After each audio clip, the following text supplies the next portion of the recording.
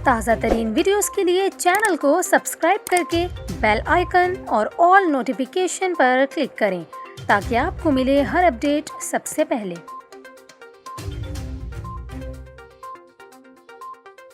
और यहाँ पर आपको ख़बर दें, कराची को बिजली फराहम करने वाली कंपनी के इलेक्ट्रिक ने बिजली 7 रुपये फ़ी यूनिट सस्ती करने की दरख्वास्त की है। नवंबर की फ्यूल प्राइस एडजस्टमेंट के लिए national electric power regulatory authority को दरख्वास्तें मौसूल हुई हैं। National electric power regulatory authority के एलामिये के मुताबिक के इलेक्ट्रिक ने फ़ी यूनिट बिजली 7 रुपये सस्ती करने की दरख्वास्त भेजी है, जबकि डिस्कोज़ ने फ़ी यूनिट बिजली 19 पैसे सस्ती करने की दरख्वास्त की है। इसके अलावा नेपरा एलामिया में बताया गया है कि इलेक्ट्रिक और डिस्कोज़ की दरख्वास्तों की समाअत 27 दिसंबर को होगी।